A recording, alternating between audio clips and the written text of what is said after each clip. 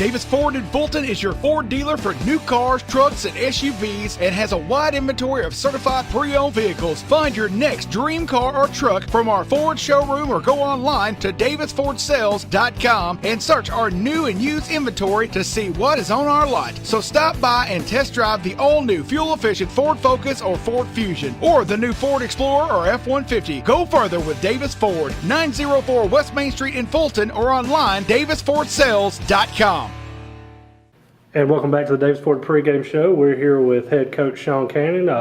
Coach, before we get into this week very much, let's talk a little bit about how your guys performed last week, especially in that first quarter that you had mentioned had kind of haunted you earlier in the year. Yeah, we came out a little bit better, but you play a good football team, you can't beat yourself, and get down inside the red zone 3 times, and come away with 6 points, and then give up the fumble the kickoff right there for the half, and just puts us in a hole.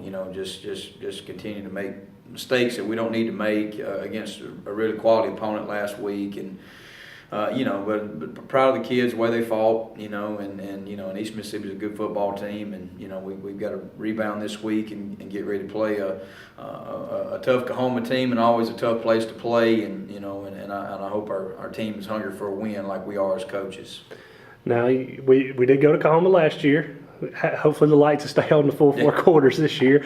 But they're an 0-3 team, but they are coming off a tight game against Northeast where they lost by 2. Just talk about what kind of challenges they are, because they're definitely 0-3 on paper, but they're not a 0-3 talent team. Yeah, they played Jones, Gulf Coast, two ranked teams in the nation there, back-to-back opening weeks, and then, took Northeast to the wire. Always a dangerous team. They do a lot offensively to make you have to work a lot in practice on different personnel groupings and formations and things. And then, defensively, they lost some really talented players last year. They probably had the best 2 linebackers in the country there playing for them last year. So the challenges are just going on the road again, and then the atmosphere we got to learn to go on the road and play away from our home crowd, and so that's always going to be a challenge. And then but they're a good football team. They always have been. Sometimes luck don't run on their side a lot of times, but very talented. And if we don't get ready to play, just like last year, our first drive of the game, they come down and scored and made it a ball game early, but the tempo they play with is you try to keep the ball out of the offense's hands, so we got to make some stops on defense, and we get the ball, we got to be able to score and and make plays in the kicking game. Now, looking at stats, I know stats don't tell you everything, but their quarterback is one of the top 20 in the nation in passing attempts and completions.